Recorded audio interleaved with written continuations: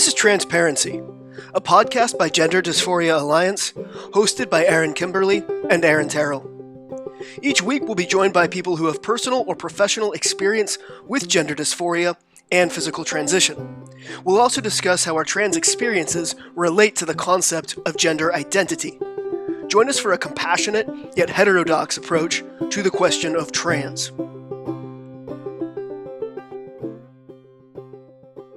Hello, we're joined today by Mars. Mars is popular on his own podcast, so we kind of have him on the other side of the mic here as a guest instead of a host. But we're happy to have you here, Mars. Mars is also a new member of the Gender Dysphoria Alliance as part of the leadership team. Thanks for having me, guys. By the way, like I said off the air, it's nice to sit on this side. Yeah, it's great to chat with you, Mars. Yeah. Sorry, Aaron, I interruption here. I wanted to say that Mars is kind of like back in 2017, when I became fully aware of all the gender ideology stuff, or just kind of like the extent at which it had gotten, and I was looking for like any sort of sanity. I felt like I was insane because everybody was just talking this nonsense that made no sense, seemingly out of the blue to me. Everybody was completely disconnected from biological reality, and that wasn't the case, 10 years ago when I had left the kind of like being enmeshed in the community. And then I found Mars's podcast. It was linked. He had just started it with his buddy Alec. Like it was just only a few months in the making, I want to say. You guys had Buck Angel on, and that's how it came under my radar. And I listened to that, and it was just like, okay, there's still some sane people in the community, and so yeah, I've been a fan of Mars since then. So just wanted to throw that in there. Yeah, I think they're starting it out. Yeah.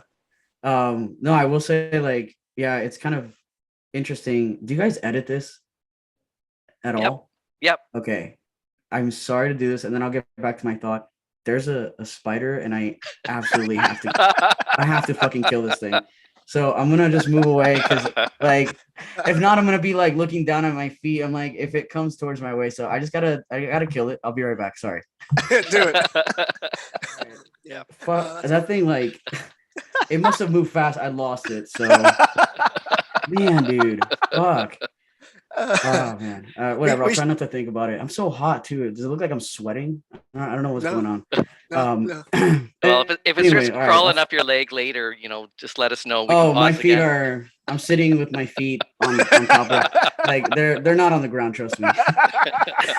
It just didn't look like a friendly one, so I'm like, yeah. All right. Anyway, what were you saying? Oh yeah, you talked about that. Yeah. No, the thing that I find interesting about how you're still here, Aaron, is that, well, obviously not only now do you have like your own thing here with other Aaron, but also there's been so many people that have come and go on my channel, whether a lot of these guests who were like so on board with the things that I was talking about, and now they've fled. Yet I feel like you and I have both kind of basically walked down the same path around the same time. And we just keep unlocking more things about our transition and maybe and the truth about transition, which has been hard to, I don't know if you can relate to that. Like, it is hard to dissect all of this sometimes because obviously it is a part of you. So I don't know if you find yourself thinking like, man, do I want to keep thinking about this stuff? This is heavy, No, that's a good point. Yeah, I when I was talking to Sasha White on her show a while back, I was basically explaining how for me it's the same kind of undoing the whole gender narrative was the same as unlearning my evangelical Christianity. It's the same. It's like you don't want to do it. You're like, this is much more comfortable. But then I feel like the more I do go in the direction that I feel truth and honesty lead me, the more actually comfortable and freeing it actually is, than trying to maintain that cozy narrative that most people seem to want to maintain. I actually feel like it's much more comfortable to confront the heavy stuff. Right. So I think you and I are kind of, sorry, go on. No, I absolutely agree. And I mean, that feeling you described of like feeling like you're insane because all you see are the same, repeating points from the trans community. So you start thinking, well, I don't agree with that. Does that make me crazy? Is that's precisely how I felt, which is why I needed a podcast or something to vent, because I felt like I was crazy, you know, and at the time there was only very few people, you know, obviously my co-host and then a few people on Twitter, but that was it. But now, obviously, like two years later, maybe ish, there's so many more people that are waking up, including transsexuals, that are just like, hang on a second, you know, why did I transition? What is the root cause of my dysphoria? And are puberty blockers safe? And you know, these are questions that we should have probably all had at the beginning. I had some of them. I think it's fair to say that we've all had some doubt and questioned whether or not it's safe or what's going to happen to my health. But I don't think we question it to such a point, because dysphoria, it's like once you latch on to, okay, dysphoria is the problem. I have dysphoria. Therefore, I have to transition, because otherwise, you know, I'll have suicidal thoughts. Things are going to get worse. So I have to transition. That becomes such a powerful thought that there's only so much analyzing that you can do, right? Because that's a driving force behind you want to transition, you need to transition. And then, of course, if you walk into a therapist who isn't going to challenge you or question anything, then yeah, absolutely, you're going to transition, you know? Yeah, and I think one of the things that we all have in common too is none of us are immersed in trans culture, right? We're not part of the mainstream trans community. I would think it would be really hard to ask these questions, you know, or what you were saying, Aaron, about kind of snapping out of that ideology and almost like kind of deprogramming, if I can use that word, to deprogram from those ideas. It would be really hard to do that. I mean, to use your analogy of the church, like if someone was part of a spiritual community, it'd be really hard to deprogram when you're still immersed in that community. That's true. Yeah. And then also because it's just ideologically, it's difficult to deprogram that from your brain. But then also if you've got your whole social network, oftentimes your professional network is tied up in that same mentality. There's further incentive to not think too critically about it and just keep in lockstep. Exactly. Yeah, no, but it is. I mean, honestly, I have quite the level of gratitude towards you, Aaron, because it's hard to be immersed in this for this long, and you've been in it for a while, and I mean, it is difficult. Like, you know, some of the trans people that follow me, like I'm constantly always just thinking, well, not constantly, that's a lie. Sometimes I think I'm like, I wonder who's the next person that's gonna just, you know, step out of the discourse and had enough, because that's usually what happens. Like, you know what I mean? It's, you know, kind of talking about like religion and the whole church analogy you use. It's like it's impossible to have some kind of, you know, hardcore belief when you're trans. You're either completely believing all of this trans stuff, or you're not. You have to step entirely away. I find myself still sort of in the middle, where I'm cool with my transition, but also there's like these 10 things over here that we never really discuss and we should. I don't know if you guys kind of feel like, is there any part of, now I feel like I'm interviewing you guys, but is there any part of just your transition where you find, I guess, like, and I don't want to say comfort, but where you're okay with it, beyond analyzing so many of these questions that you didn't have before? I don't know if that makes sense. I'm not sure I do understand the question. You're right, because I don't even understand it. Let me rephrase that. I guess what I'm trying to say is, like, in your transition, obviously we see now some red flags that we could have questioned before, but we didn't, because I think we were all, at least for a little bit in some way, you know, stuck in an ideology. All of us were. You kind of have to go there to get to the next level. And then once you're at your final point, right? Once you're like, you're done with surgery, you're living your life, you come to a point as you grow older where you think about the reasons you transition. You know, what is dysphoria? Do I still have dysphoria? What's impacting my dysphoria? But at any point throughout your transition, is there a part of why you did it that you don't question it? Like, is there some kind of reason where you know, does that make sense? I'm having a hard time. I think that makes sense. It does.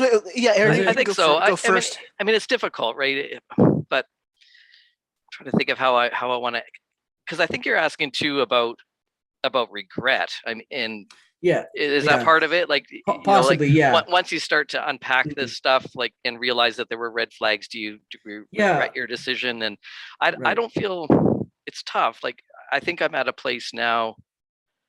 I don't want to use the regret because I don't want to be unhappy for the rest of my life, and I kind of feel like I'm stuck Mhm. with this decision. I think if I had achieved this level of mental health and I didn't get caught up in the ideology as I had, I don't know that the medical interventions would have been necessary for me. But Mm. there's no point regretting it for me at this point. Like, I'm happy it did solve some problems for me, not necessarily the problems I thought it was solving, but I do still have dysphoria. So I think the part that I'm dissecting and have rejected is the ideology, but I'm still left with the dysphoria because those are two completely separate things. And I think I've unpacked a certain amount of it and understand my motivations for transitioning, but I don't feel like I've really solved the problem of dysphoria Mm. entirely. Like, because Yeah. for me, it was there from my very earliest memories where I really did, like, as a 3-year old, believe that in some way that I really was a boy. And I haven't really solved that mystery yet. Mm. And transitioning did help my dysphoria for sure.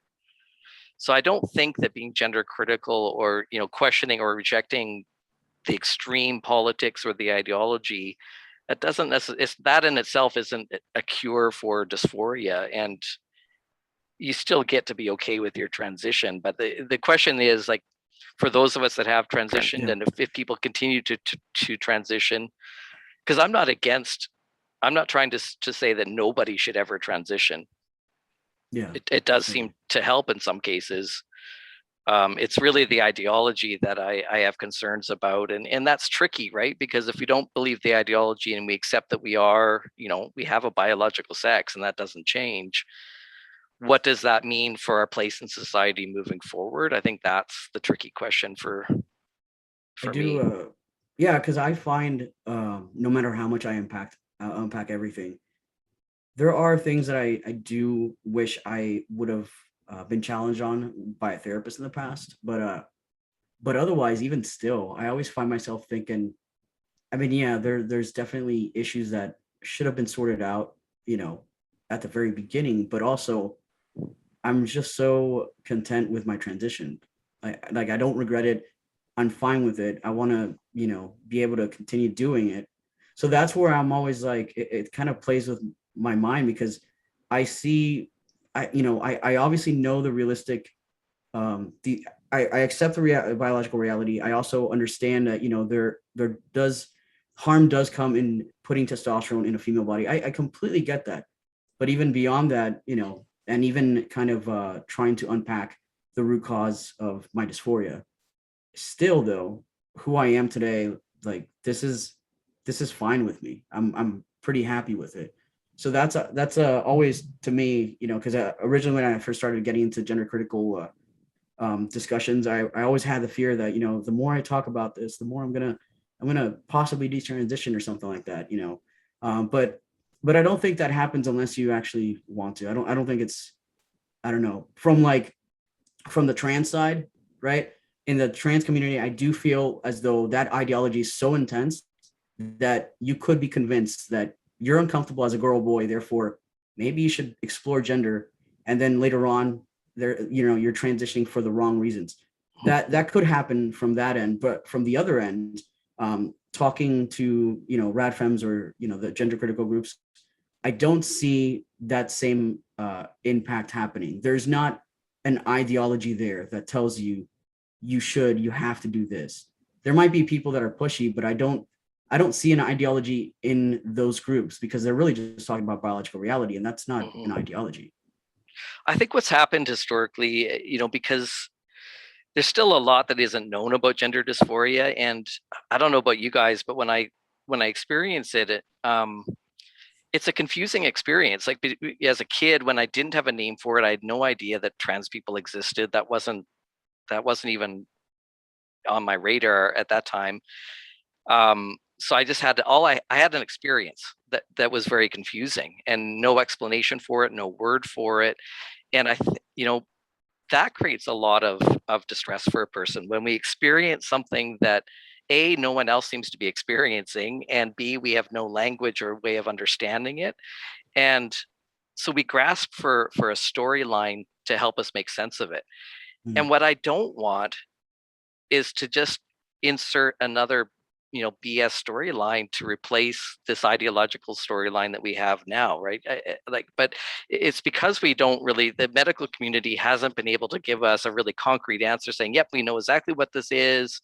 Here, we know exactly how to diagnose it. We know exactly what treatment is recommended. We don't have that kind of clinical certainty about this. And so it kind of opens this opportunity for different political narratives to come in, and this current ideology has taken hold. But a number of different ways of thinking of what gender dysphoria is, or the trans experience that has been thrown around over the years. And everyone has their own opinion and ideas and theories about what that means. I hope at some point that the clinical community can come to some sort of consensus and define it for us, so that we're not just always kind of grasping at straws for some storyline that makes sense. And yes, I mean, whether it's feminist politics, the gender critical politics, or trans activist politics, there's always going to be a range of people that are more moderate or more extreme on either end of those political movements. And I don't want an extreme gender critical ideology to come in and replace the trans ideology, because now we just have another political ideology. Then we're kind of being tossed around in the wind by different political agendas, and that's not what I want for any of us, right? I would like some really solid answers. Exactly. That grounds us in reality about this. The reason that I got so interested in this is because when I did start kind of my foray into not gender criticism, that was later. What I first got into was trying to figure out what gender dysphoria is. Like, well, I thought I knew what it was. I thought it was what I experienced was what gender dysphoria is. So my assumption being everybody had that experience. And then the more I got into it, and the more I started reading different people's experiences of gender dysphoria, the more I realized these are not at all comparable. Not comparable, but they're very, very different things. And Aaron, you seem to I think you had a pretty kind of, I mean, it's still a confusing experience, like what you felt as a kid and growing up. But I think you had kind of like the clinical case of the whole HSTS, like very much like that kind of masculine, would-be lesbian experience of just everything feeling like you were like just much more aligned with boys than girls, and that being very confusing and not understanding why or what to call that. I think that's what people assume to be gender dysphoria. And I don't think that now is the case for most people who are transitioning. And I think like the more I started researching into it, is like I had a clinical case of gender dysphoria, but it wasn't. But I don't think it was for the same reasons that like your experience. Mine was quite different. I mean, that feeling that I was supposed to be a boy and feeling drawn towards the boys and like I belonged with them was there. I'm telling a long backstory here, but like there was further confusion, obviously, because then I was attracted to them as I grew up. Like it was very, very confusing for me, and I had all along been telling myself these stories that explained why I felt the way I did. Because again, I didn't have that term gender dysphoria. None of us did, but well, kids now do, of course, which I think is actually quite dangerous. But so then when like going back to what you were saying, Mars, is like when you felt this confusion and this stress about your physical body and like the psychological just upset that causes, and then you have this very concrete answer: this is gender dysphoria, that's what you're experiencing, and transition is the solution. So I don't know how anybody can hear that and not go, yes, that's exactly it, that's exactly what I'm going to do. So that's so like you were saying, like that's how we get there. It's almost impossible to not accept that, especially if you don't have that kind of gender critical perspective, coming in. You just think this perfect, this is ideal, this is going to fix it. Right. And then for me, going back to that whole question of regret and whatnot is I don't have any regret about my transition. It resolved my dysphoria basically entirely. Um, but I do acknowledge the fact that it's basically, we're treating a mental health issue with a physical intervention, Right. and that just doesn't ethically sound It's not. appropriate, right? Yeah. It, And it, it so absolutely isn't. Yeah. yeah, and that's where I hesitate. And so it's like, no, this fixed my gender dysphoria, right? So for about 95% of it, to be honest, Mhm. like it was a resounding success. But I do, like, obviously acknowledge the fact that um, um, That's also not on you. If it's not ethical, you're not the doctor doing this right, stuff. yeah, so of so it's course. like Yep, but it yep. is it isn't, and I mean, I find myself thinking about this. I think I talked to somebody about this recently. It isn't ethical, and I do relate that, in regards to dysphoria, it has helped me a lot. But there are also ways that I get dysphoria, which, I don't want to get into right now because I kind of want to get into the ethics thing. But I guess what I'm saying in regards to the ethics is, transition could help certain people, on whether they have dysphoria or not. Although there are obviously people that transition just because they want to be, some other gender, and I don't think that should be removed off the table, because to me, whatever you want to do with your life or body, that's fine if you're an adult. But we can't say that, um, it's their trans right, or we can't have that argument when, or not an argument, but we can't stand by that, to me, because it's just not ethical. So it either is, like, I think what should happen is, if dysphoria is a mental illness, which I believe it is, then we should find many different ways to explore how to resolve dysphoria before this adult and eventually goes into transition. And then the whole transition thing, like it even being called medical transition, I've found myself recently thinking, is that even right? Should it be Mhm. called medical transition? Because by saying it's a medical transition, you're now also saying that, it is ethical, but it isn't. Mhm. Yeah, the word transition implies that we're transitioning into something else, right? And we haven't really changed sex. But the language seems to imply that that's the promise in front of us, right? Is we'll just give you these hormones and these surgeries, and you get to change sex. I wonder Exactly. I wonder how appealing do you think that the transition, I mean, to use that word, how appealing would the transition have been if someone had said, well, you don't actually change sex, it just cosmetically changes your body? Would it have had the same appeal to you? I I think so, because I mean, I always recognize that, I might have not said exactly the same things I do today that I did, like, whatever, years ago, but I've always recognized that it wasn't going to, make me a biological male. I was going to get as close to presenting as a man in society as possible, and that was a major part of it for me. Besides the dysphoria, I knew it would be the closest thing, so I wanted to do that. But again, there's a lot of I want to, I desire to.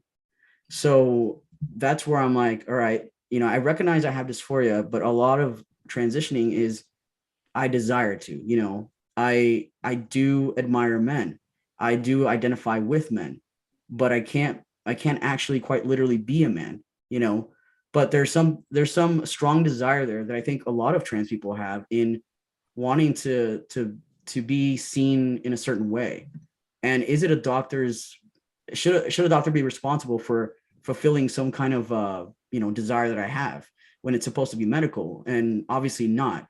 So the whole system entirely has to be uh, taken apart and put together in a way that actually is medical, if we're going to use these words. If not, then if it's not going to be medical, then that's another conversation. But I don't like how it's misleading people, because it really is. And me, at the beginning of my transition, I thought very little about things like phalloplasty. I thought I'm going to transition to be as close to being this male that I think I should have been, that I want to be, that I desire to be, that my dysphoria would feel better if I was. So therefore, I'm going to just fully transition, and obviously it took just interviewing a couple of people who had phallo, one that was happy with it, one Scott who wasn't happy with it, both of which still really highlighted the risk and complications that come with phallo, for me to realize, damn, like that was definitely not something I needed to do. Had I though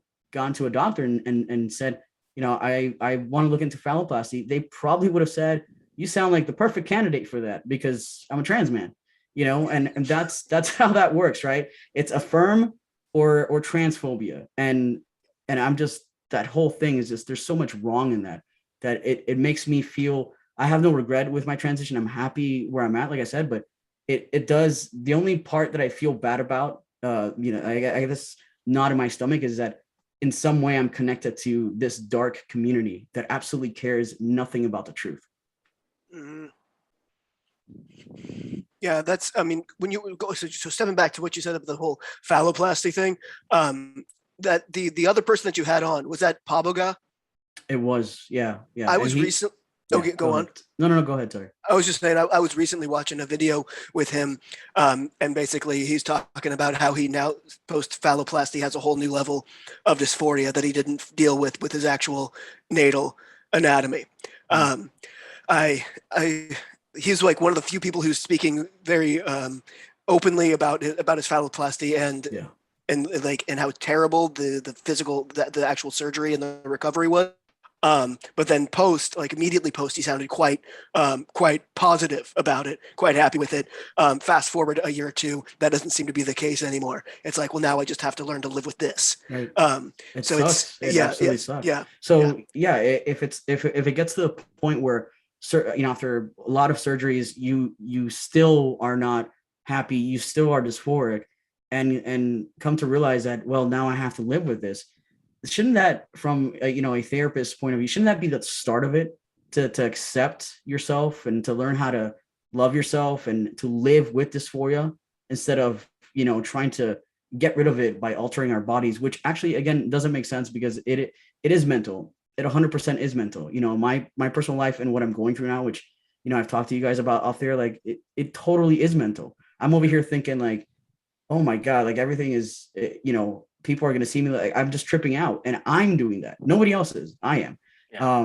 Obviously it's easier to recognize this as an adult, but it, somebody like I can never say his name still, dude. Paboga. Oh, Paboga. Somebody like that, he is pretty blunt and speaks openly about his experience, thank gosh. But when he was on, sharing his story, I was blown away that he ended up getting fallow on the wrong leg, so then they had to do it on the other leg. I Oh mean, no. so Holy this shit. this guy has two massive scars on his legs, because they didn't realize that one leg was, I guess, better than another. I can't entirely remember the details, but essentially my point is, like, that's how much care there is in these surgeries. It's like, oops, we did the wrong leg, so we'll just do the other one. Meanwhile, now this guy has a huge scar on both legs, and no doubt that has to psychologically kind of have an impact on you later on. And again, like, it sucks that it has to get to that point. Why do people have to get hurt? Why do there have to be detransitioners? Why do people still have to suffer even after transition, when apparently the answer, according to the W path and all these experts, is affirm? Yeah, it's a good question. I know, and it's so unpredictable how we're going to respond to different treatments, right? I mean, I responded well to the hormones. I mean, the changes that I experienced from that Right. did Could be said have, with anything else too, right? yeah, it did have a positive impact on my dysphoria, and the chest surgery definitely had a positive impact on the dysphoria.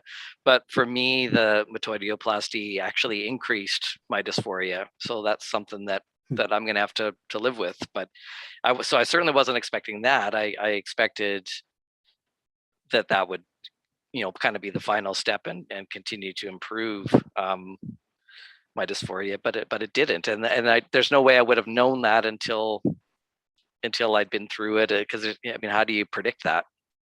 Exactly. And I mean, this could be said about a lot of other ways to so-called treat a medical issue, right?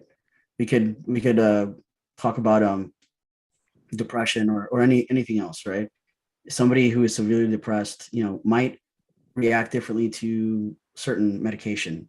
So I guess my point is, like, when you're treating a mental illness, you're hopefully relying on the evidence, because otherwise you're bringing a patient into the unknown. And Yeah. the only place, or the only mental illness that I see that is treated in such a way where they're basically, we're walking into this with our eyes closed, we're trusting these experts, is transgender care or whatever. Which yeah, that in itself is such a lie, because there is no care. And I didn't know.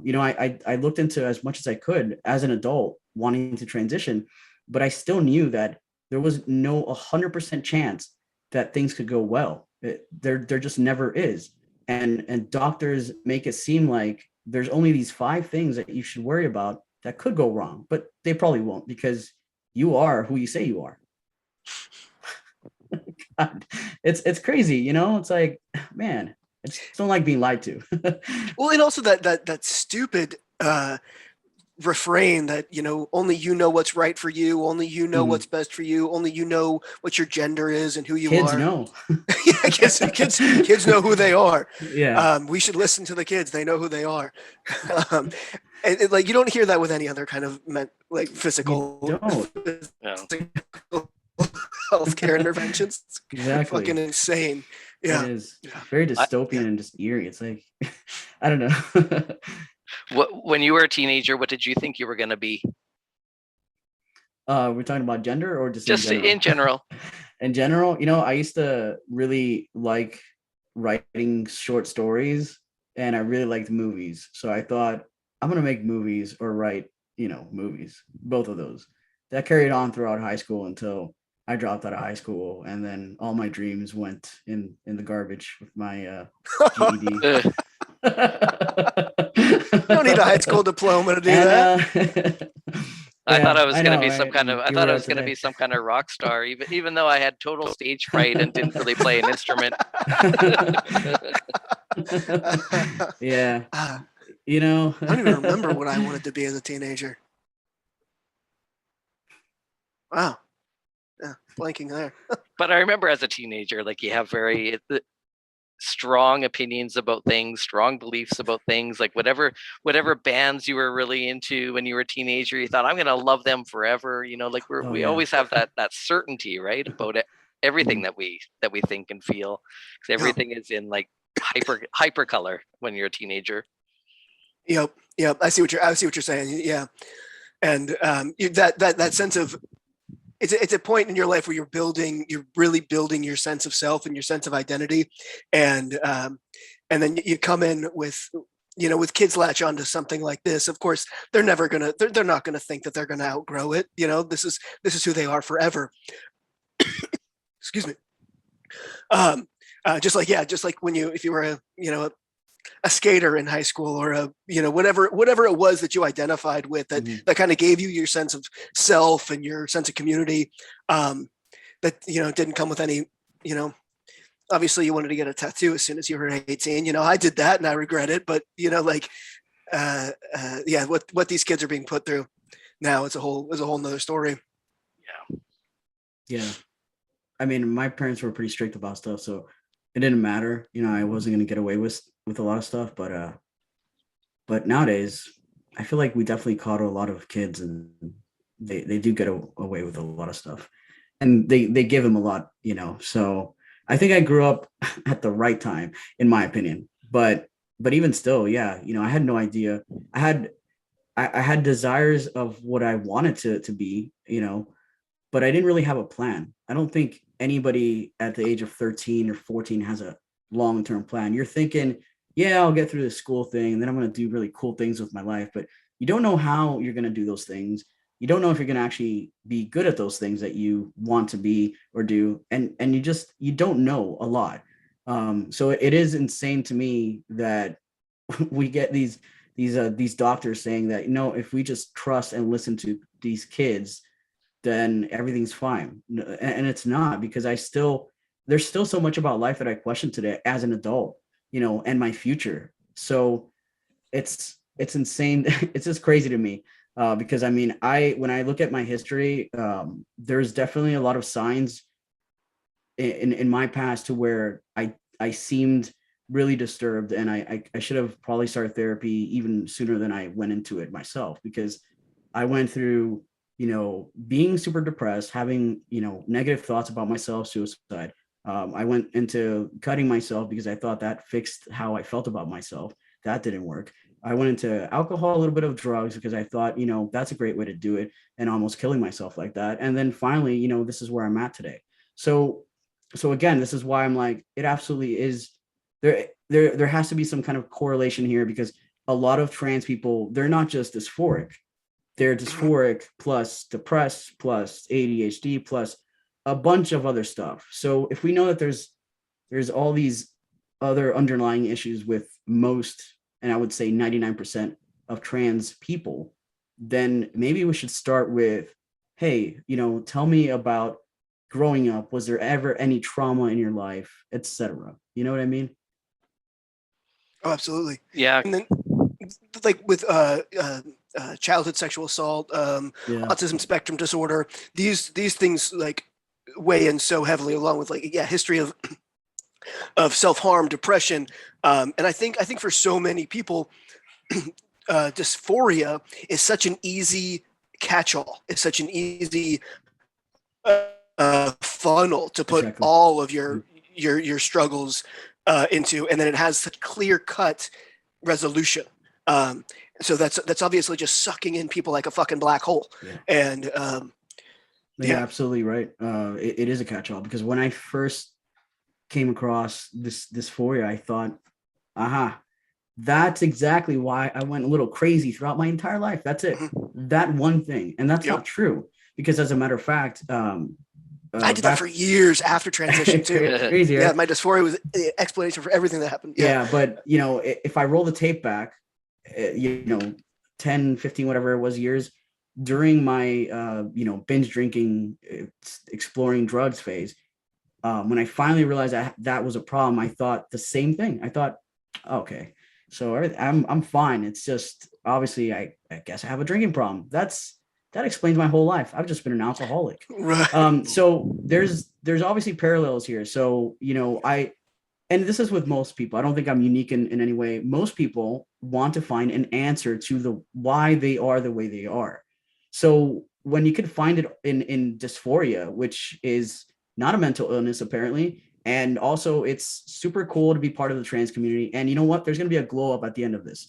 Of course. Why wouldn't you latch onto that? Like, they make it seem like it's cupcakes and rainbows. Yeah, why not? Yeah. And it seems like an easy solution too, right? If all I need to do is give myself an injection once a week and do some surgeries.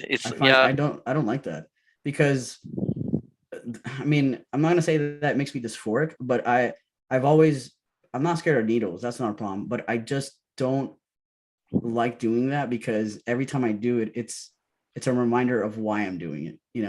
I don't want to do that, because every time I do it, it's like, okay, I'm doing this. Why? Because this alleviates my dysphoria, but also because I'm not a man. That's why I'm doing it. I mean, that's always a thought when I do that. So I'm not a big fan of doing that. But as you know, I'm taking a break from doing that, which honestly, we could just get into it if you want. I don't care. Yeah. Do you want to talk about that? We can talk about it a little bit, because I mean, I'm not gonna, because I don't know. I feel like I should just put it out there a little bit, because it could be useful for some people, but we could discuss it briefly. Yeah, whatever you're comfortable with. Nah. You're all right sharing that a bit? I'm not comfortable being uncomfortable, but I find that being uncomfortable, there's always a little bit of growth. So then I'm always like, I'll just be uncomfortable, and maybe there's going to be something good coming out of this. So yeah, whatever. Yeah, no, I want this to be kind of as open as possible. So feel free. All right. So you recently discontinued taking testosterone.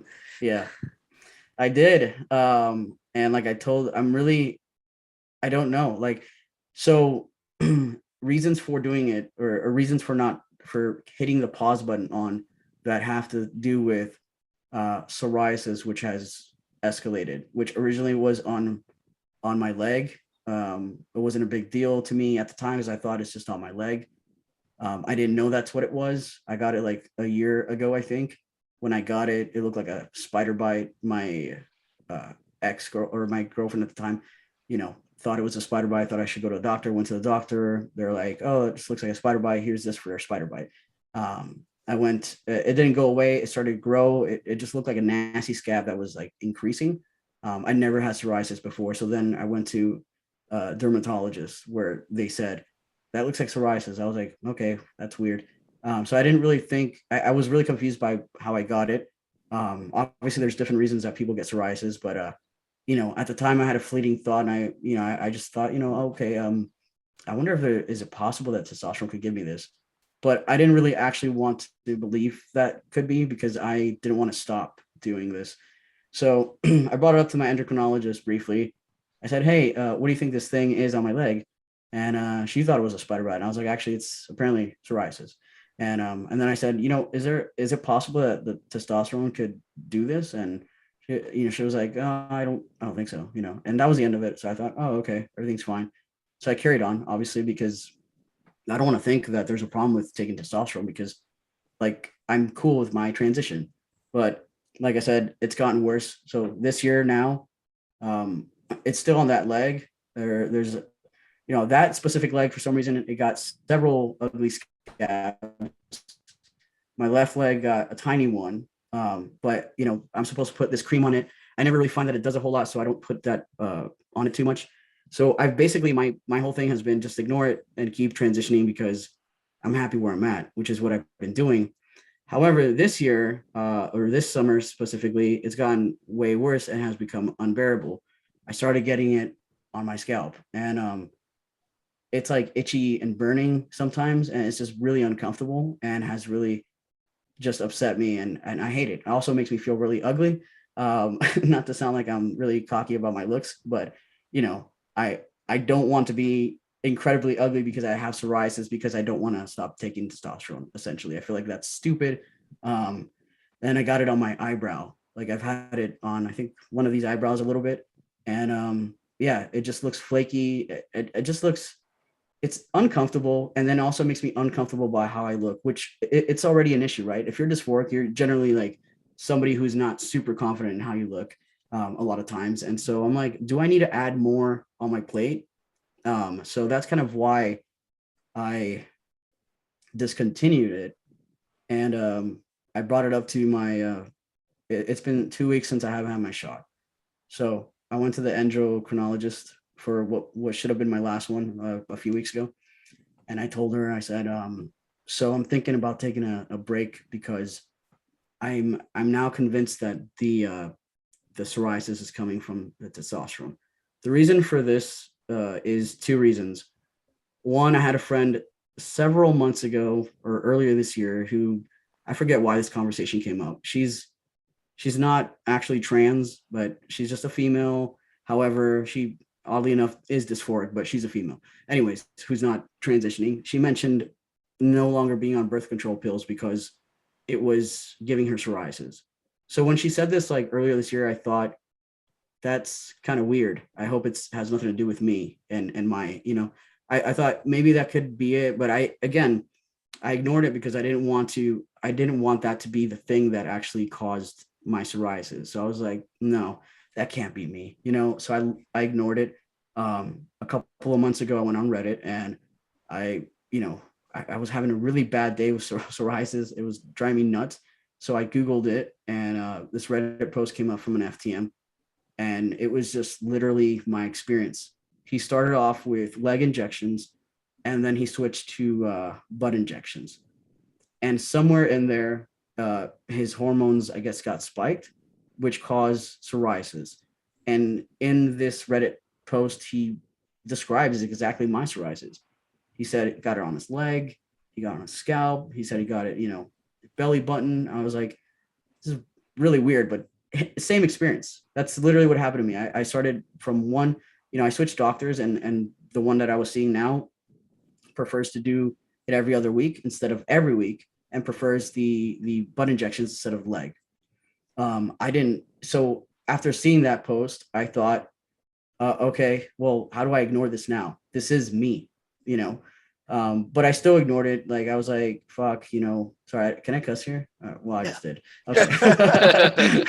Anyways, so after seeing that post, it really sat heavy with me. I was like, all right, I could either confront this or ignore this. And the more I thought about it, the more ridiculous I felt, because I was like, okay, I could ignore this, but should I wait another 2 years for the psoriasis to get so bad that maybe it'll never go away? And I thought, that's really stupid. You probably shouldn't do that, Mars. So I was like, all right, maybe I could just take a break and see what happens. And so that's kind of like where I'm at. I told the endocrinologist that I'm going to at least take a break. I don't want to imagine not being on testosterone for the rest of my life. I know that to some people maybe watching this, they think that's dumb or crazy, but that was never part of my plan. Like I'm happy continuing on the testosterone, but as of right now, I thought, let me take a break and see if it is the testosterone. And then, if it clears up or not, I'll figure out what my next step is. But for now, I'm hitting the pause button.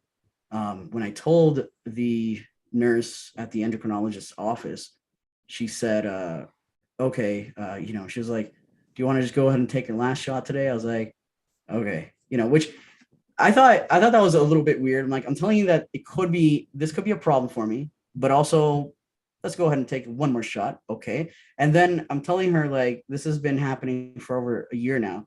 And her response is like, all right, well, we'll just take a 2 week break and you'll just come back. I was like, no, I'm not thinking 2 weeks. I'm thinking like at least a few months. Because Right. if getting all these, when you transition, it takes time for all this to come, right? It takes Yeah. months, years for the changes to happen, for you to see how this testosterone impacts your body. So why would it be just 2 weeks for me to figure this out? I felt honestly really insulted when she said that. I was like, all right, obviously you're not thinking deeply into this at all, or you don't care. I don't know. But for me personally, I think it's going to be at least a month, and it has been 2 weeks now, and it's still not all gone. Like the one on my leg is almost gone, which tells me, all right, so it probably is some sort of hormonal issue. So yeah, I have an answer to the problem, it seems. But now what do I do with the other issue, right? Now what do I do with the dysphoria? And that's kind of where I'm at, is like, all right, I have the good news is I have a solution for a problem that could have gotten worse. The bad news is, I have to figure out what I'm going to do next. And I'm at the point where, like, either I have to just stop doing this, which, by the way, I have no plans to actually like detransition. I have no plans to like go back to who I was or anything. I'm fine being Mars. Him, Mars, by the way, guys. Yeah, so I'm fine with that. But it's just such a weird place to be in. And I've tried not to be dysphoric lately, but like I was telling you, and I've been just the sound of my voice, I'm thinking is sounding more female lately, which it probably isn't. But I'm already feeling dysphoric. But mentally, I think I'm putting myself there. Nobody else is. All because I know that certain things are going to possibly reverse, and it's freaking me out. It is freaking me out.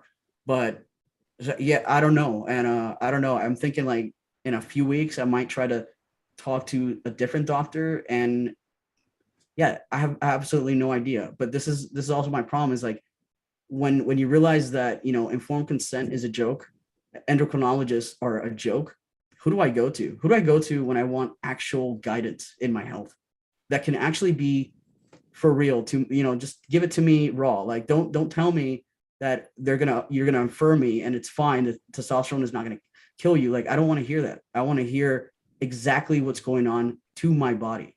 And I don't know who to go to, because I'm not even in a big city, but it doesn't even matter. Even if I was like in New York City, there would be probably less of a chance of me coming, getting with a doctor that actually cared, right? So like, I'm in a small town, I only have like two options, and they're going by the system. In a big city, it's worse. I feel like I've been talking for a while, so I'll let you guys speak. But basically, I'm frustrated, and I don't know what's going to happen in the future. But I really just, the idea of of anything coming back makes me already anticipate dysphoria, which then makes me feel insane because it's like, okay, I see what my brain is doing. I have to stop this, you know? It's really interesting because I had uh, basically a very similar experience. So it's not just you. It's not just that guy on Reddit. Because I had a few years ago, I got a case of psoriasis on the outside of Mhm. my calf, on my lower leg. Here, I had no idea what it was, where it came from, not a clue. I was there for like a few months, just really itchy and obnoxious. And then I was telling you, I just changed my diet to be like all whole foods and nothing processed, no alcohol, no nothing. Yeah, basically, I did the whole 30 thing. So, and then it went away. It didn't come back. It went away. But recently, it's come back on the back of my head, on the back of my scalp. So I think I've never had it before, Yeah. at all. I wonder if there is a relationship between hormonal, you know, what what we're doing hormonally, because neither you or I have had hysterectomies. So there's like Yeah. I there's a thought about battle that. going on in Hmm. our bodies, Yep. but so I mean that is on one hand, kind of a blessing, in that you can just stop injecting the artificial hormones, and your body will do what it's meant to do, what it was Yeah. designed to do. But when you don't want it to do what it's designed to do, then Yeah. I I definitely did feel that. I did think about that, by the way. I thought, I wonder if I get a hysterectomy, would that then help, or would this not even be an issue? But then I thought, Mars, is that maybe a little bit insane? And the reason I thought about that is because obviously surgery is serious, right? Surgery shouldn't be taken lightly. And if I'm going to yeah, I guess my thought process is I shouldn't convince myself to get a surgery because I'm trying to avoid psoriasis, which I'm getting because I'm pumping myself with testosterone, which, by the way, is not natural for a female body. So what the fuck are you doing? So yeah, it's when and thank God, as an adult now, and as somebody who's grown a lot in these conversations, I'm able to take a step back and really look at all of this and examine it. I'm like, okay, so is this actually what you need to do, or what you think you want to do, because you don't want to stop doing this? And so it is tricky. And hysterectomy, it's not a matter of I want to keep my anything female, right? I get rid of all of it, I think. But but I'm not going to do all of that if I don't have to, because surgery is serious. It is terrifying. There are risks. So if I could avoid a surgery, I will. And like a histo, I've been avoiding because I haven't really been convinced that I absolutely should do it. Though now I feel like I'm being convinced, just out of an inconvenience. So I'm not sure. I've definitely been, no joke, I've been thinking about a hysterectomy way more lately. But then what if I get it and I still have that issue? Mhm. Yeah. Yeah. So if I get it and I have that issue, well, now guess what? Now I still can't. Let's say I had it even worse, right? Psoriasis at a worse point after a histo, and now I have to actually not take testosterone ever again. Okay, great. Well, now you're still. It doesn't solve it. So I have to. I do agree though. The diet thing, like, I do find that the eating certain things does help. So I could probably do that. But I mean, I also don't think it's a coincidence that my leg has cleared up to such a degree just by Yep. stopping that. Yeah. So Yeah. Yeah, and I mean, you mentioned a lot of the medical uncertainties and your frustration with that, which I totally agree with you. But there's also the psychological part of it, because now you're faced with your dysphoria, and I'm just wondering, like, where do you go for support around that? Like the psychological interventions for your dysphoria. Where's the support for that? Because I don't even know who has that competency anymore to have a conversation with you yeah. about how do we manage dysphoria in non-medical ways. Yeah, Yeah. because if I Yeah. and I thought about this too, I was like, and I thought about hitting up my therapist, who I don't see anymore. She's a real nice lady. I had started originally with a gender therapist in Denver, like years ago. So this is just a regular therapist who I talked to her because I wanted to get my top surgery, double mastectomy, and so she helped me through that. But she's not very. She's trying to get with a program because she probably has to, but she doesn't really like. She's asked me and said things when I talk to her that are definitely not politically correct. She doesn't use like the specific trans friendly language she should, which is fine. That's what I want. I don't care.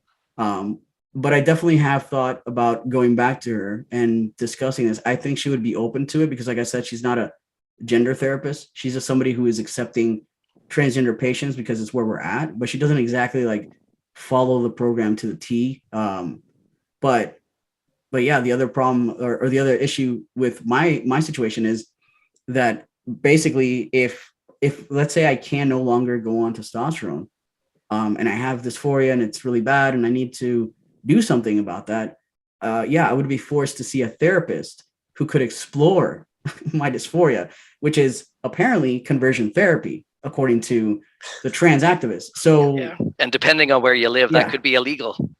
exactly.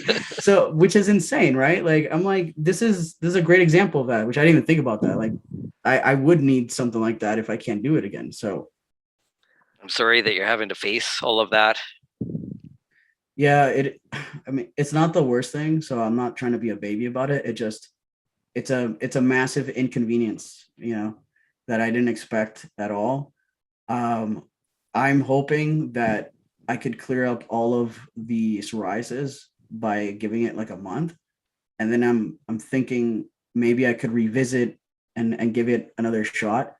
Um, I got the leg shot. injection. Yeah, I saw what I did there unintentionally or unintentionally.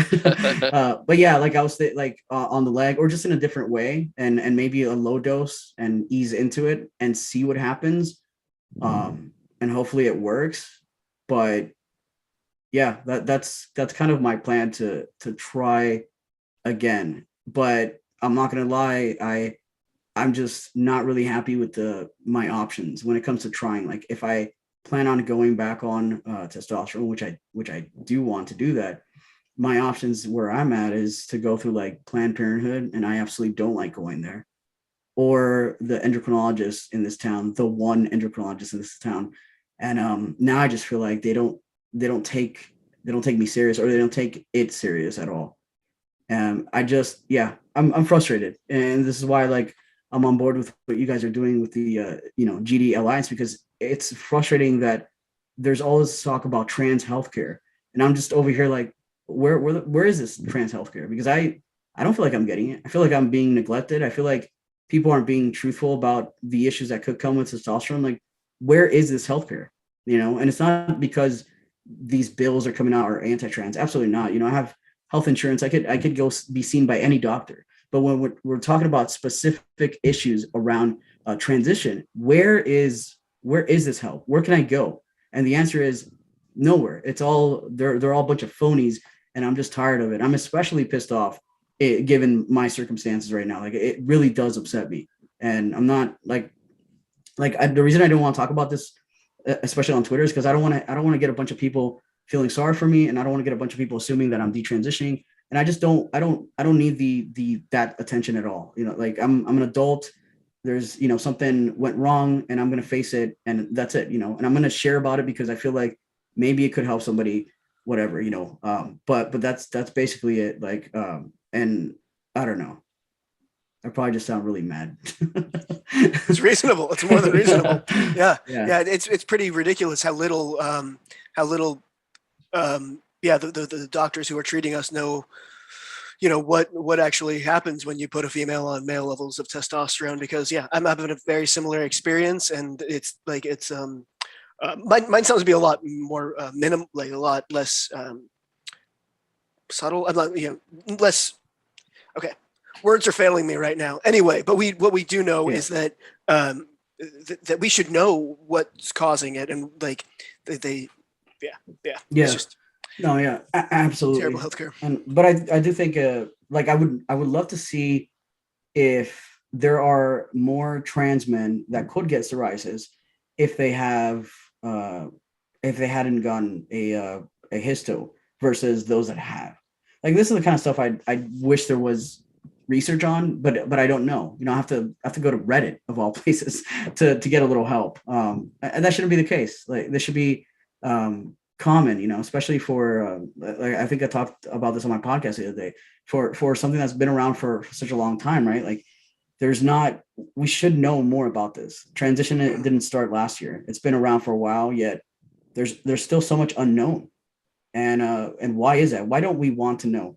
And I think obviously the reason for not wanting to know is because they just want to keep banking in on the stuff. I mean, if that sounds like a conspiracy, I don't care, but that just seems to be the goal, like that people just want to make money out of this. People want to be making careers out of the fact that they are trans. And companies just want to, just virtual signal that they're for trans people, but nobody actually cares about what's behind the curtain at all.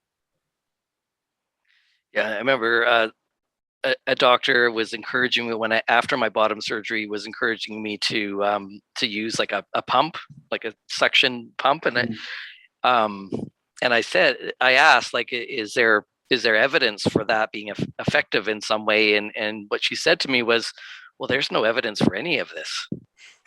Oh my God. Just which flat out just says it. Yeah. Wow. I mean, I think there's probably some that are motivated, by the big bucks, the pharmaceutical companies and stuff. But I think a lot of them are just motivated by compassion as well. And they really think that, we're all highly fragile and suicidal. And if they don't provide this for us, then we'll kill ourselves. And I think for them, it's like, well, yeah, there's a lot left unknown, and it's very highly experimental. But we lost you, Aaron. Some of them, I think. You're back. Am I back? Some are. Yep. Sorry. Yeah. So I think some of them are thinking, well, what is the lesser of two evils? This very experimental medical procedure that we don't really know much about yet, or you're going to kill yourself. So if it's one or the other, then I guess we'll go with the experimental procedures. But I wasn't suicidal when I sought treatment. I mean, I was struggling for sure, but I was never suicidal. So I guess I just want to put it out there. There's probably different. I think there's clinicians coming from this for different motivations and. Oh no, yeah, I agree for sure. Yeah. Do you mind if I ask Aaron with a K? You were talking earlier about it, after getting surgery that you still had dysphoria. Your motivation for getting the bottom surgery, what was it exactly? I think for me, it was a feeling like I wasn't complete yet. That so much of my body had been masculinized by the hormones and the chest surgery that I felt like I was sort of a mismatch of body parts. Is how I felt. So it seemed like the more changes that I acquired from the hormones and surgery, the more dysphoria that I felt, because then I felt incomplete. But then when I had the bottom surgery, it turns out I wasn't a great candidate for it, just in terms of just my natural anatomy. I wasn't a good candidate for it, which nobody kind of examined me and told me that. My consultation with the surgeon was 5 minutes long over the phone. Like, he's in Texas, I'm in Canada. Like, so I never saw him in person. He never did a physical exam, never even laid eyes on me until I was out and on the surgery table. But I also just felt like when you start creating body parts with surgery, I started to feel like kind of like a Frankenstein. Like I felt I was quite depressed immediately after the surgery for a couple of months, just because I felt like Frankenstein. I felt like, and that was different. I didn't feel that from the chest surgery because they weren't creating a new body part, but when they started actually creating body parts artificially, it's hard for me to connect with my body then and feel a sense of body ownership. So I felt like, I don't know, Frankenstein's the only word I can think of that to describe how I felt. And I'm feeling better about it now. I'm not feeling terribly depressed about it at this point. I've accepted it for what it is, but it did increase my dysphoria. I've joked about having a Frankenstein chest, so it's fine. Yeah, which I don't regret. Like I'm completely content with getting top surgery, double mastectomy. I just joke about that because I mean, yeah, I understand that we're basically messing with our bodies and creating certain things that weren't there, and I mean, yeah, it is pretty. There's a lot of darkness in transition. There could be a light at the end of the tunnel, but the whole process itself is pretty dark. This is not like glamour or to me it's not it's glamour is the word I was looking for, but anyways, it's not something to be glamorized basically, right? But you were talking about the process of getting that, and I was thinking, in terms of when I was going to get my surgery, my top surgery, it was kind of similar as far as I didn't actually see them in person.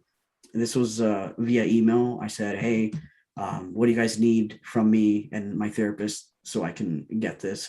They said, we need this. I sent them the information. They said, okay, you could either come in person or you could just send us a picture of what we're going to work with or something like that. And I was like, okay, which, at the time and still today, I'm like, it's kind of weird, just for something that seems pretty serious. They just want to do a picture and get it done with. And the whole process was just seemed very sort of quick. When I was pre-op the day before that, the surgery, I remember filling something out, and the girl who was very attractive. She was just like, oh, just fill this out, fill the front part out. Yeah, there's nothing, whatever. And actually, the back was where it was like explaining the serious, risk that could come with it and stuff. And she just kind of wanted me to just like run through it. And again, I was very secure in what I was doing, and I'm very happy with the results. But it just these surgeons and these nurses and doctors are. It's not a big deal for them, it's just they're just there to just get it over with, and that's it. And I wish there was more. I think you said it. Compassion. There's no compassion for us at all, because they're just trying to follow the script for whatever reason. They all have different motivators behind it, but yeah. It is interesting, like that. On one hand, we're saying that without this kind of intervention, we'll kill ourselves, right? Like suicide this is what you have to do to prevent somebody from killing themselves. But at the same time, it's celebrated. So and also treated in the actual offices like just any run of the mill plastic surgery, Botox situation or whatever. Like Aaron, you never even had a physical exam before the actual surgery. It's yeah, Yeah. Yeah. criminal. And Which seems like a no brainer, right? Like, right. yeah. You examine the anatomy your prior to operating, to know what you're doing. So that's what I mean. It seems so they're treating it as like just so run of the mill, like like just like a Botox injection or whatever. It's how dismissive and, oh, it's no big deal, no big deal. Just get in here, we'll get it taken care of for you. Um, and then so that there's that cavalier just treatment on one hand, and then on the other hand is like the severity of this mental condition is so extreme that we have to amputate body parts and construct new body parts to prevent these people from killing themselves. The disconnect between Yeah. what they're saying this is and how it's being treated is I just keep coming back to criminal, I guess. No, even though just the way you describe that is so true, right? Like, to prevent us from killing ourselves, we will go ahead and get rid of these body parts, even though there could still be a chance that you might kill yourself after. I mean, it is criminal. It's insane, and that's what we're operating from. But this is why, like, to me, it's really important for anybody who's going to, you know, transition to be an adult, because it and like, another thing too, I'm not trying to hate on anybody that is proud of their chest and wants to take selfies and put it out there. That's fine. It's not that I'm ashamed of my chest or anything, but I personally always thought it was a little eerie how we get these FTMs who get their top surgery, double mastectomy, and they go and they show it off everywhere on social media. I personally think I've always thought that was a little weird. I mean, I understand, like, you're at the beach or something like that and you're topless. That's different, right? I think, anyways. But to just fresh out of surgery, like a week later, like, this is my chest. It is interesting because it's I don't know how to put it into words. I If you think you get what I did mean. earlier with that it's like it's part of the glamorization Yeah, of transgenderism. And so I think for a lot of these people, this is really depressing to say, but it's almost like this is them demonstrating that they're trans. it's kind of Um, like cutters. You cut yourself. Sometimes this is something to show another cutter. Like, these are my scars right here. I mean, I've seen this before in videos where an FTM will be like, we're proud of our scars and all that stuff. And again, I'm not saying live in regret and be, hate yourself or anything like that. It's just, it's really weird because this is a mental issue, and the way we're solving it is, something that's going on inside, we're solving by fixing the outside. And then, it's very serious. And yeah, we glamorize it, and I've always thought that that's really eerie, and then we get these really weird surgeons, like the one in Florida, the Titus deletus, like, which, man, I can't wait to I'm gonna make a video on that, and I can't wait to do that one. But yeah, we get these weird surgeons that hype it up and glamorize it even more, downplaying any of the risk entirely. And and downplaying the it's mental just, turmoil yeah, that I don't takes know. a teenager Yes, or a thank young you. person to get to that point, like Yeah, like they, yeah. Yeah. yeah, absolutely. Yeah, it seems like the early transition is almost inevitable, like that we tend to go through almost this like self-obsessed phase. And there's a there's a bit of exhibitionism in that as well, right? I mean, Yeah, if like 15 years ago we didn't have things like TikTok and like social media wasn't as big, but like blogging was a really big thing, and it was kind of inevitable that when someone was in their early transition that you ended up starting a blog or something, right? Like but I Guilty. remember what that felt like. Like, it wasn't, for me, it wasn't yeah, vanity. This is a weird experience to go through, a very stressful experience to go through, and it felt very lonely. And I felt like I needed mirroring or something. I don't know how to quite articulate what that was like in the beginning, right? Where I wanted to tell the story yeah. because I wanted to feel less alone in that story.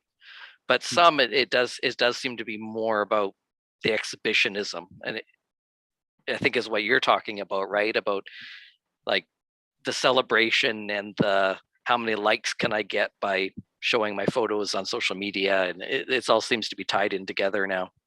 Yeah, I definitely did find myself early, uh, before even transitioning, but kind of exploring the possibility that I was uh, talking a lot more about gender than ever. Like, I recall my girlfriend at the time being like, "Is it possible to just not talk about gender?" I would really, I became a little obsessed over the possibility that I could transition, the possibility that I could, pack, to put uh, essentially how would I describe a packer to somebody who's listening to the audio version of this? um, a fake penis in your pants. Yeah, I'm that disturbed. that about Anyways, covers it. yeah, yeah, right. And I remember doing this stuff early on and being excited. And mind you, that I didn't stumble across like the possibility to I didn't think about transitioning because I saw a trans YouTuber. But when I was starting to think that that was going to happen, I did start to consume um YouTube videos by other FTMs. And then when I did that, I found myself being pretty obsessed with how people saw me in a more intense way. Like, it became it's just crazy. It's like it impacted my state of mind to where I was thinking about that all the time. And it convinced me that I absolutely needed to start packing. And I bought one, and I remember thinking, this is exactly what it's supposed to feel like. And I was very happy. I was like, okay, like, yeah, like I now have a fake penis in my pants. Yep, I'm a man. Like it's it's fucking delusional. But anyway, so I was thinking that it did kind of, in a very subtle way, maybe the feeling of feeling affirmed by this fake thing in my pants might have, for a few seconds, uh, eased my dysphoria, but ultimately it added to it, because it was just a reminder that something isn't real down there. It tripped me out. And like I didn't throw it away. I still have it if anybody's curious. But I don't generally use that. It's something that I very rarely use, because I find that um using something like this constantly, right? And this is where this takes me, is these packers that they make for like 4-year-olds now, which is so disturbing and gross. But I find that when you sort of entertain this idea that you need to have a packer in your pants, uh, it makes you more dysphoric about what your anatomy is. And now you're thinking, I'm probably gonna have to get bottom surgery one day, because what's gonna happen, if one day, I don't know, I don't have a packer. Like it doesn't work. Yeah, again, kind of going back, like I don't want to keep repeating myself, but it absolutely is mental, because the more I think about my past and how it led up to here, a lot of it was a mental game. And once again, I have to just emphasize, because I'm an adult, I was able to catch myself at some point and realize, what, maybe this packer actually isn't helping. And I stopped doing that. And but yeah, it's ridiculous. I mean, I don't know. I'll just stop right there. I was gonna go a little bit further about the Packers, but I'm like, let me not give you stories. There's a couple, yeah, there are a couple of things in what you said that got my mind working. I mean, one of those is how do I put it? Like, the story that we tell ourselves makes such a difference. Because I knew lesbians who were packing, and for them it was like a very exciting thing, right? For them it's really like a sexy experience of, but it's funny that some of those same people, when they decide to transition and now in their mind they're men, how it changed for them the experience of wearing a packer. Because now it feels like suddenly for them it was like, well, this feels stupid now, and it actually increases my dysphoria. So the only thing that changed was the story that they're telling themselves about what that Exactly. means, right? Yeah. But I've It's known no different than, yeah. but I've known some trans guys that have the experience. They actually feel like phantom sensation in their packer, and they're able to achieve orgasm um, from the Well, packer. yeah, no, I wouldn't say I could relate to that, but actually, let's not take this conversation there. But I mean, there's a lot more to add to that. I've had conversations like this with other Aaron before, which, yeah, I don't think this is a place or time. But Yeah, we yeah, don't need to go into all the graphic details, but it's just yeah, no, interesting it's fine. what you're saying about, because for you it sounds like, because you feel a disconnect, and it just feels like stupid to Yeah, you. it's not like, I don't know, like I have the one. I only have one of those things, and but I rarely use it. I do, like, if I'm gonna use that, usually I'm gonna use it if I'm going out to a certain place, or something. I'm really weird about where I'm gonna use it. But but my point here is, it's not that I get nothing out of it, but that I have to recognize what it could do if I rely on it all the time. So I appreciate the fact that it could affirm uh, the feeling that I lack something down there. Like, that absolutely does get affirmed by it. But then also I have to realize, whenever I use it, I have to think about the consequences of, if I use this today and I use it again for the rest of this week, at the end of the week, am I going to feel as though I'm more dysphoric down there? And that's what I have to recognize, because yeah, it's great to have that. Let's say I'm on a date. Okay, cool. Now I feel super affirmed, right? I have something in my pants. But then what if this date escalates and now we're making out? Now what do I do? Hold on a second. I know that you know that I'm trans, but also, did you know that trans men sometimes put a fake penis in their pants. Like that will not respond to. yeah, at this point, is my day gonna be like, well, you're fucking delusional? That's weird. What do you mean? No, so it's like you have to understand how that's going to impact you. How is that going to like work out in a situation like a date? And so, thankful that's why I don't do it, because psychologically I know it could mess me up. And then also when I'm doing that, where I'm doing it, after you're mentally thinking about, is it going to fall out? It's just, it's not what they sell it to be, like everything else, right? They're like, these Packers, they affirm 5-year-olds. They don't. That 5-year-old probably has no idea what a penis or vagina is yet, let alone what they have, The discomfort you were feeling, I'm wondering, is it similar to what you were saying about the injection, that the injection kind of causes you some dysphoria because it draws your attention to the fact, well, if I need to inject myself, it's because I'm biologically female. Is it similar to that if you're using a Packer, that if you have to use a Packer, it's kind of drawing attention to your body in ways that increases your dysphoria? Do you kind of see what I'm saying? That do you think that's part of it? Probably. It's two things for me. I've never liked the idea of relying on any sort of medication for the rest of my life. I don't like that. Yeah. Because where I go sometimes in my brain is what would happen if, I don't know, let's say the world just burns to the ground and now suddenly I kind of in the process of which is literally quite, it feels like that's happening, right? What's going to happen to somebody like me? Am I going to be able to survive just out in the wilderness? Because I'm not going to have testosterone. So then I'll be forced to detransition in some weird situation. How am I going to cope with that? And so that's why I personally have never liked relying on medication, especially that one in particular. That's one for me that I get scared that one day I won't be able to do it. And then what?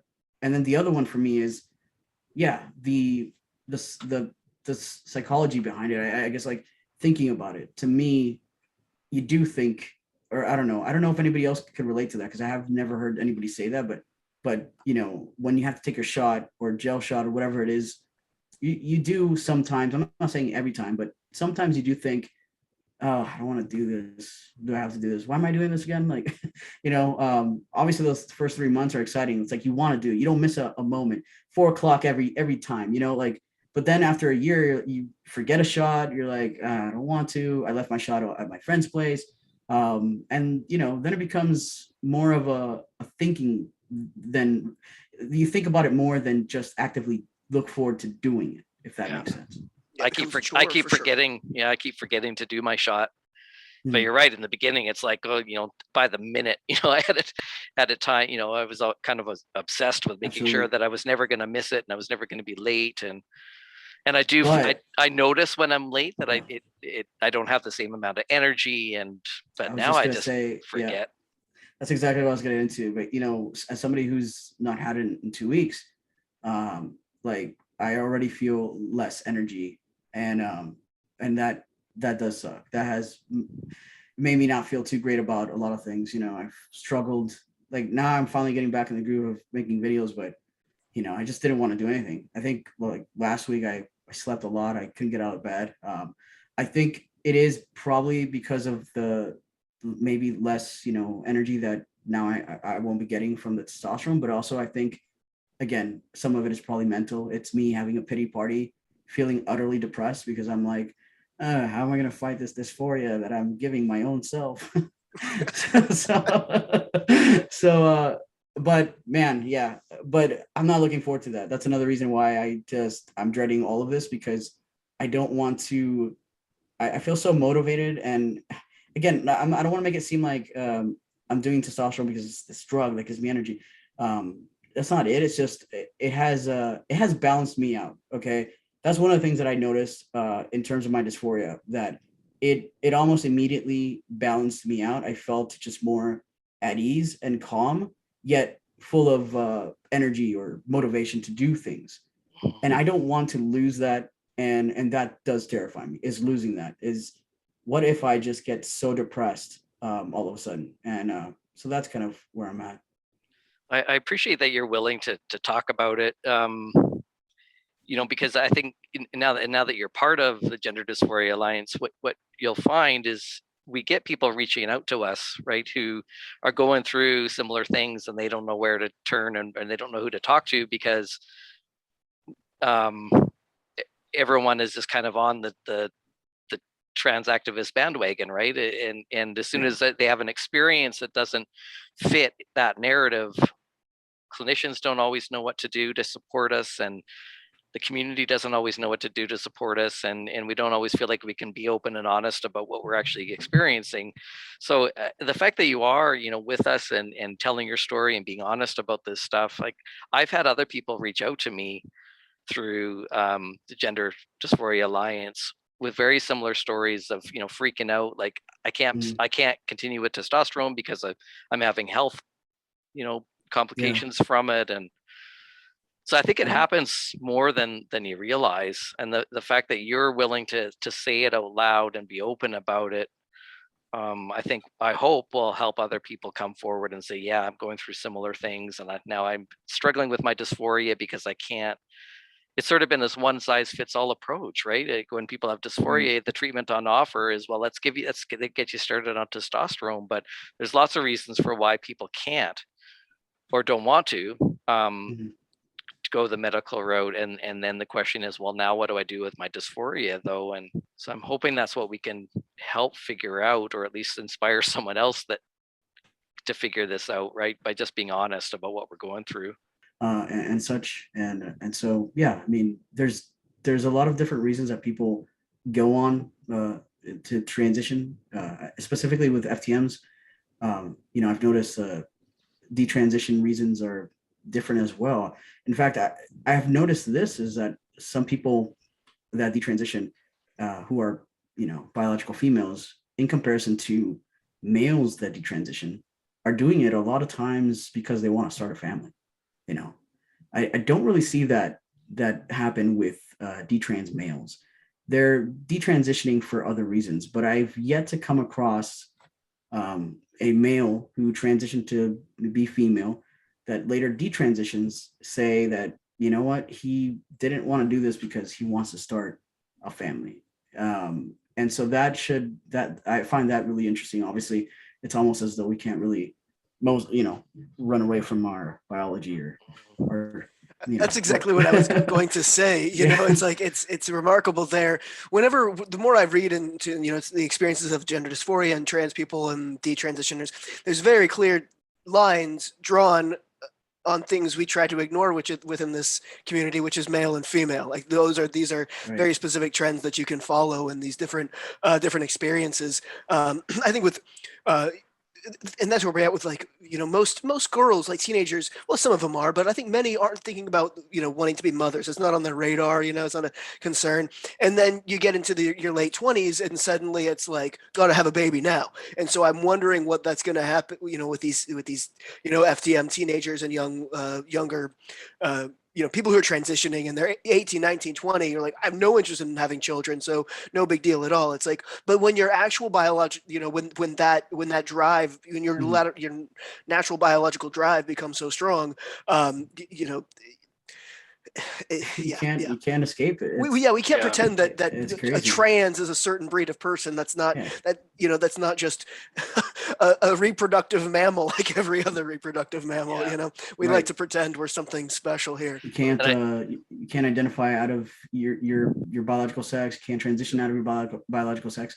I mean, you just can't. It just doesn't happen. Which is why, like, I've just made peace with I can achieve to transition and be among men as much as I can. I can transition to be, a trans man. And you know what? Even though this one might upset people, I could transition to be a very masculinized female.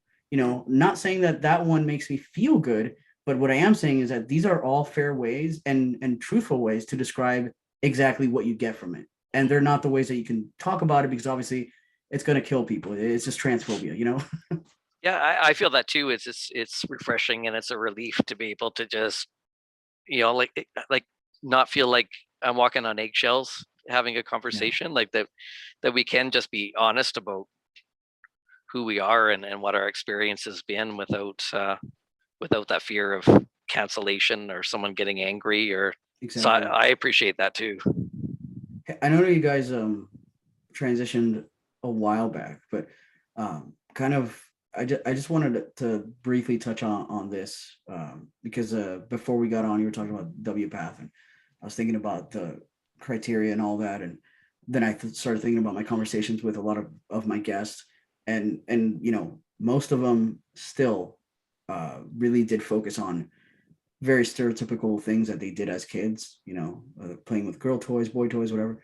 um, they still very much latch onto that, which obviously that is a part of how to diagnose a kid with dysphoria or a kid who is going to be a trans kid.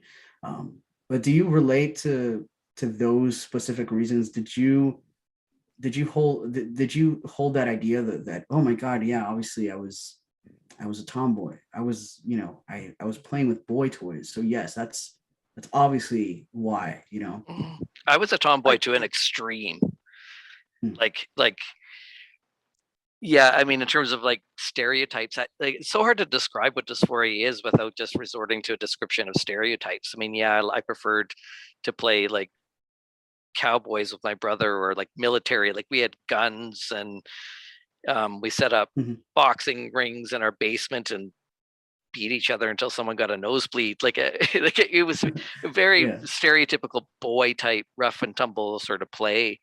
Um, so I would say that, you know, in terms of like the sex trait bell curve, I was on the extreme far end of masculine for what is typical of girls, and yet as a male appearing person in the world, I'm not. You know, now if I were to compare myself to the bell curve of masculinity, I'm definitely not a GI Joe kind of dude. Like I'm, you know, I'm. So it's interesting how that kind of switches, right? That Mhm. I was very gender non-conforming as female, but as a guy, people mistake me as gay, or you know, I'm not a very highly masculine guy. I would say I definitely did rely on, well, because yeah, I was quite a tomboy as a kid, and like, so yeah, when I got the narrative of gender dysphoria and okay, that means I'm trans, and you know I should have been you know, really am a man inside, or however you want to say that. I did use the, you know, my childhood as like the things that I did and was interested in and playing. I wanted to be Billy the Kid more than anything. Like that's the whole cowboy thing was my jam for sure. But like, so all these little um, whatever I could latch onto in my history was yes, validation Yeah. that this is the direction I should have always gone in. I think that's a pretty common thing to do, where you just kind of like you just look. Or I think for me, like always telling myself a story, right? I think, and I think yeah, to kind of just pick at little things that I felt that I did as just further validation that yes, this is true of me. One thing I wanted to throw in real quick, Mars, that you were talking about with that whole not like not wanting to do your testosterone injection because it's like basically a constant reminder that you have to do it. And why do you have to do it? Is it because you're not really male? And so you're and so when I did decide to transition, one of the reasons I put it off was that exact reasoning. So you're definitely not alone there. For me, regularly injecting myself, yes, I'm terrible at remembering to do it, but the actual injections doesn't bother me. I don't have any sort of um, at this point, certainly I fully accept the fact that I'm female and I'm injecting them to cosmetically continue, appearing male. Not that that would really change if I stopped, but no. When I did originally decide to transition, part of me was hesitant because it would be acknowledging the fact that I wasn't really a man. To have to inject myself with testosterone Mhm. and get surgeries and things like this, that would be me admitting that I'm not really a man. Right. And for me, it was like I always was, and so for me, part of transitioning was a relinquishing of that narrative that I really was a man. Um, so so yeah, I know I definitely relate with you, but it was kind of like I got that out of my system in one fell swoop. Um, Mm. yeah, about That 10 or makes 11 sense. years ago. Yeah. My dysphoria would definitely took me like beyond the confines of typical tomboy though. Like I really, as a kid, really did believe I was a boy in some way. And it wasn't as logical as like body parts, and it's hard to explain how I rationalize that as a really little kid. But I mean, I wouldn't say that a typical tomboy, goes swimming with just swim trunks on. Like that's the extreme that I took it to as a little kid. It wasn't intentional. It was just, well, I saw all the other boys swimming with just swim trunks and no shirts, so of course that's what I'm going to do because I'm a boy.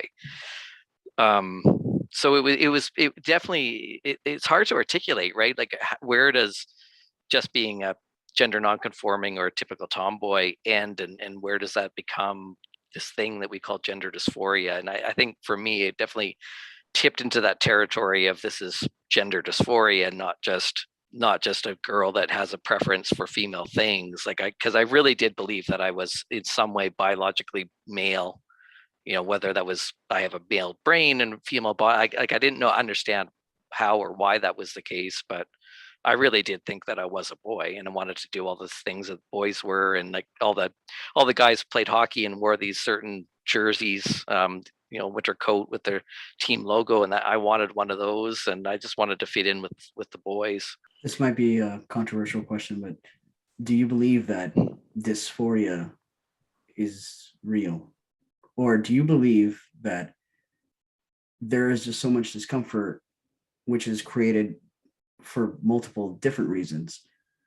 I mean, that is real. But the dysphoria, that the way that it's described, which changes based on person, like is it dysphoria, or is it something else that adds up to what is now being described as dysphoria? Well, I think dysphoria is as real as anxiety is real. I think it's in a lot of cases a form of anxiety, maybe, but but yeah, it's if that's what No, you it's mean, not it's this. real. Depends Okay, what it's you not to mean by say that. real. Like this, the Yeah, experience is real, but do you yeah, the mean like, experience. do you mean like, as in like, is it biological versus psychological? Is that what you mean? Like one? Yeah, I guess that's kind of what I mean, something like that. And it's not to say that I have never experienced dysphoria or anything like that. I'm not saying personally. I believe that there is such a thing as dysphoria, but the way that we all describe it differently makes me think that, you know, is it something that we're just kind of innate born with, or is it something that psychologically happens throughout our lives for different reasons? And therefore, should we call it dysphoria when it just changes per person and it's based off of different reasons? Or Well, I think it's a catch-all. It's definitely a catch-all. I think there's because there's like this because there's social dysphoria, there's like your dysphoria with your biological sex. Dysphoria is like a word that we add to something else constantly. So that's kind of where I'm getting at, is like this whole dysphoria. I don't know, that word to me, it's kind of like I'm starting to see it in the same way as saying that something is medical transition when it actually really isn't. Not to say that we don't deal with dysphoria, but what I'm saying is that the way that we define it and the way that we use it for everything, oh, I went to the mall today. When I walked by the women's section, I got dysphoria.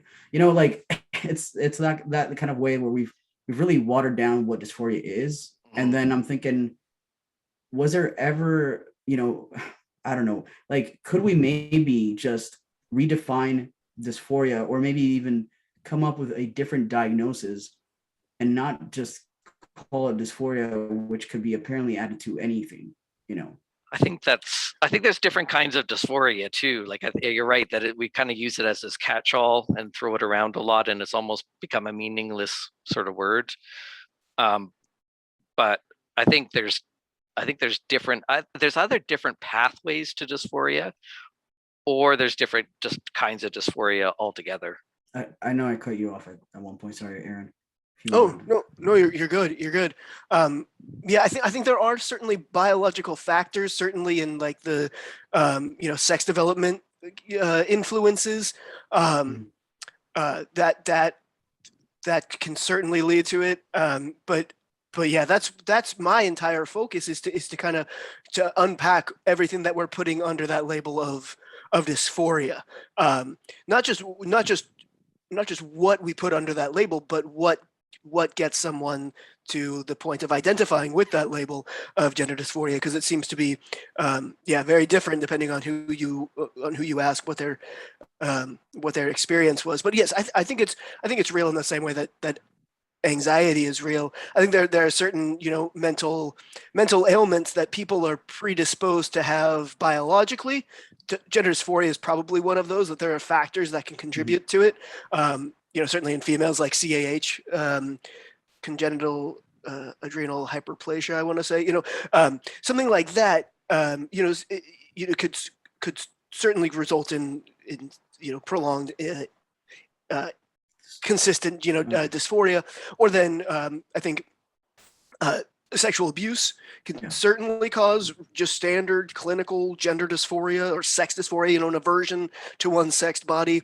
Then we're not even talking about the factors that result in male the male experience of gender dysphoria, or then the whole rapid onset, which I think has a lot to do with kids, just girls, just normal adolescence, and kind of, developing a woman's body in a time where women are, porn inundation and not wanting to be, a sex object, and, transition, so they're thinking that aversion to being seen as a sex object, they're calling that dysphoria, and therefore the solution is transition. And all of these are very, very real experiences and feelings. But yeah, what do we do to treat it is the question. Yeah, no, that's a great way to put it. I don't know if I asked the question in the best way.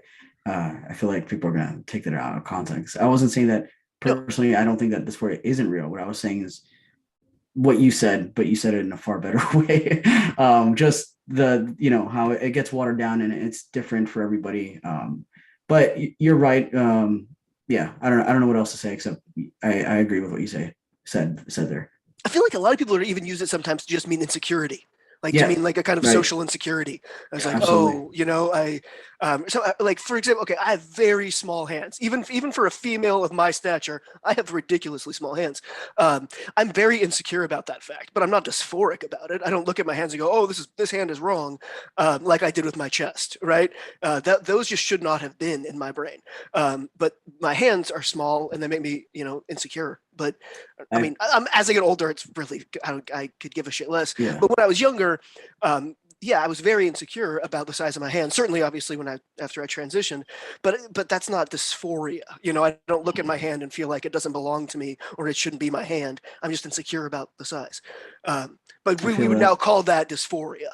Mm-hmm. Exactly. Because I agree. I mean, I'm not a big fan of my hands, but I'll make jokes about them all day. Right. But I have seen plenty of young trans men that are always talking about, oh, I have a hand dysphoria. I'm like, why does it have to be hand dysphoria? Because you're right, it absolutely is just an insecurity. I'm sure you could find men who aren't trans, just regular men. They probably are insecure maybe about their hand size if their hands aren't that big. Are they going around saying, oh my god, it's dysphoria? They're not.